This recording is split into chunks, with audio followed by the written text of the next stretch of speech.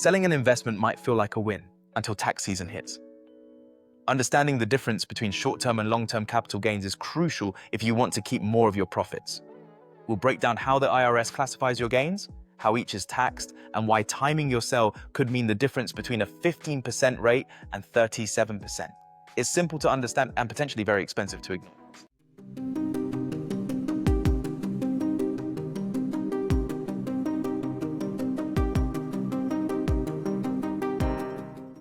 Rob, since we are talking about taxes, short-term, long-term capital gains, it was the right time to bring in Michael Kliegman. He is Deep Knowledge Investing's tax and accounting advisor. He's on the board of advisors. Michael Kliegman has more than 35 years of experience in tax-efficient planning for mergers and acquisitions, corporate restructuring, and private equity transactions, as well as prior experience as group chief in the Internal Revenue Service National Office. Don't hate him for that. He was just doing his job. Michael joined Aiken Gump as a senior counsel after a long career as a partner in the New York Mergers and Acquisitions Group at PricewaterhouseCoopers, where he specialized in due diligence, structuring business acquisitions, and reorganization. Basically, there is no one more qualified to talk about taxes than Michael. Thank you for being on with us.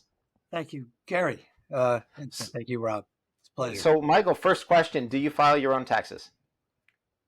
No, in fact, I was going to say the only person more qualified than me to talk about this stuff is the person that does my tax returns. All right. However, they're too busy right now, so I'm available.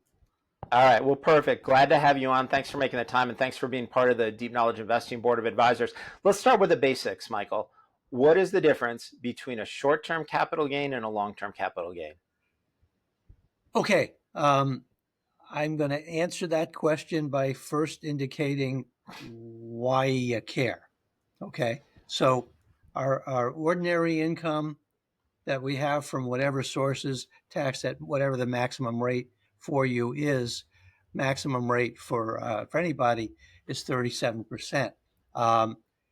Long-term capital gains are taxed at a lower rate. Maximum rate for the wealthiest is 20%. If you're in a lower bracket, it's going to be lower still. That presupposes long-term capital gain. So let's say we're talking about stock, because that's kind of what Gary talks about most, at least in terms of investment advice. If you hold the stock for more than a year, you're in long-term capital gain or loss when you sell that. If you've held the stock for less than a year, or a year or less, I should say, when you sell it, then it will be a short-term capital gain or loss. Let me pause there a moment. Okay. So, Michael, what you're saying is, depending on your income level and what state you live in and what your state taxes are, turning a short-term capital gain, if you go over that 365-day mark and turn it into a long-term capital gain, you potentially are saving 50% or more on your tax bill from those gains. Is that a basic way to summarize it? Yeah, in the highest bracket, if I just have short-term capital gain, it'll be taxed at 37%. Again, put aside state, that's on top of it. 37%, the same as your salary or anything else.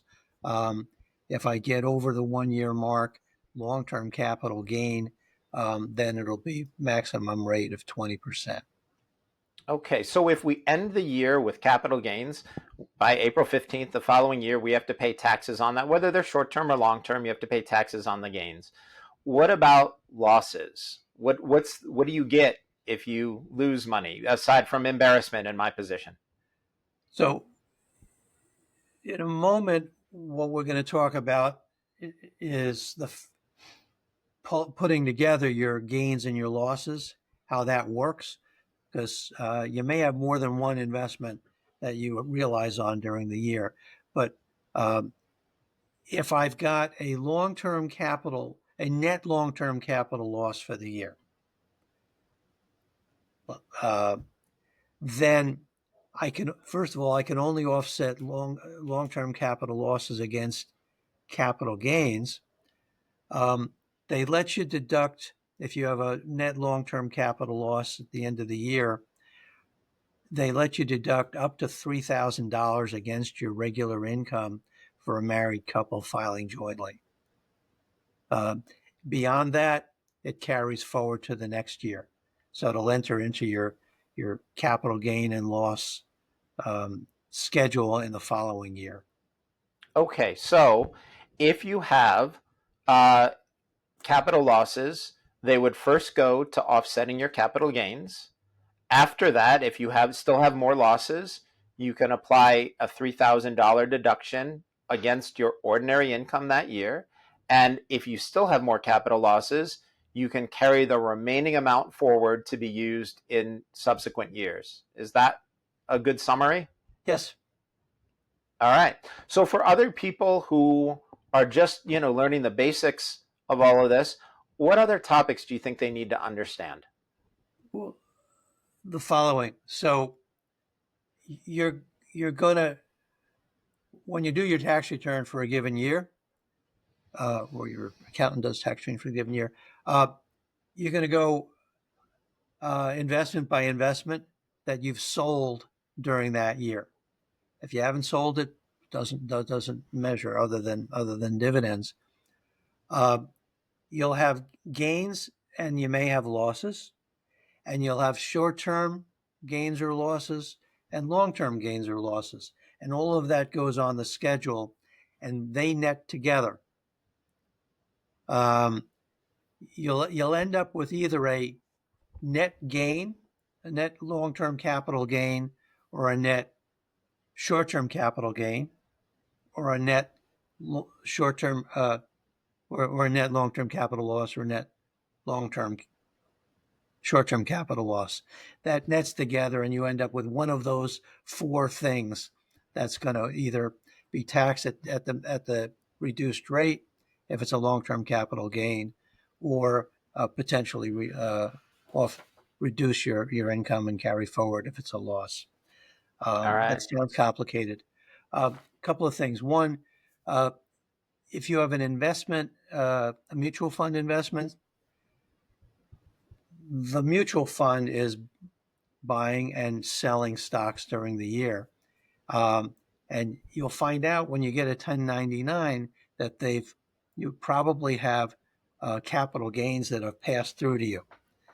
When they pay dividends, which they do, they pay out all their income, usually, to the extent there are realized capital gains by the mutual fund.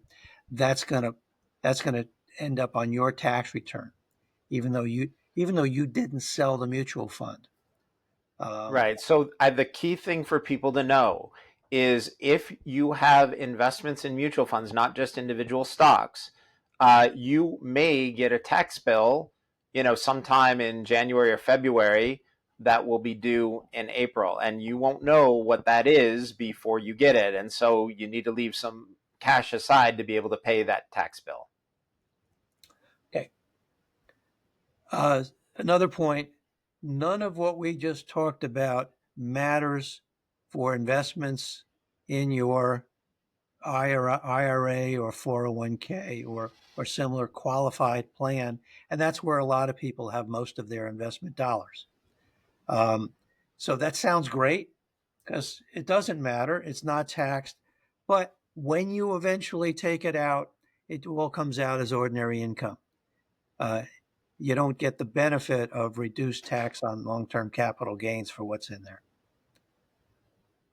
So I think for most people, though, they prefer the advantage of 40 years of tax deferrals Absolutely. to having to pay a potentially higher tax rate in the future. The other thing that's worth pointing out is in the case of people who start to draw down their IRA or their 401k, those people have often retired, and so they might be recognizing that income at a time when they don't have as much W-2 income, so their tax bill might not be as high as they would expect had they paid those taxes during those working years. Yeah, but I was not recommending that you avoid, that you not take advantage of qualified retirement plans. And I'll mention just one other thing. If you're in December and you see you've got capital gains and you want to look around for capital losses, stocks you could sell to recognize a loss, that's generally a good idea. The brokers sometimes call that harvesting capital losses. That's fine, but there's something called the wash sale rule. So what you might think you want to do is sell your stock at a loss, but you still want to hold it. So you're going to buy it right back. You've got to wait 30 days. If you buy and sell the same stock within a 30-day period, then they won't let you recognize a loss on that. That's getting a little So fancy, but good to know. yeah, no, Michael, that's actually relevant to me. Last December, I had a lot of capital gains. I wanted to harvest some losses, but I still wanted exposure to that position. And so what I did was I exited the position and bought options. And it was a way to maintain exposure, but keep myself in line with the wash sale rule. So these things, they might sound a little esoteric, but these are practical strategies that we use on an annual basis at Deep Knowledge Investing to try to pay as little taxes as possible legally, right? Try to use the system in the way that will reduce your tax bill, but also keep you out of jail. I know that was a joke. What's that? That was intended as a joke. I said, Yeah. a smile on your face, right? Yeah. Or at least avoid civil penalties. Right. We recommend that you follow whatever your local tax laws are, and the way that we use these wash sale rules, or what Michael talked about, harvesting losses, the strategies that we employ are legal and they're carefully designed to make sure that we don't violate IRS rules or SEC rules or anything that would cause problems down the road. So that's not a joke. It's important to know what these rules are and to apply them properly so that you can legally keep your tax bill as low as possible. All right. Well, Michael, thank you so much for joining us. Really great to have you on, and we appreciate your time and expertise. Right. Thank you. Enjoy the rest of the program. Thanks. Take care, Michael.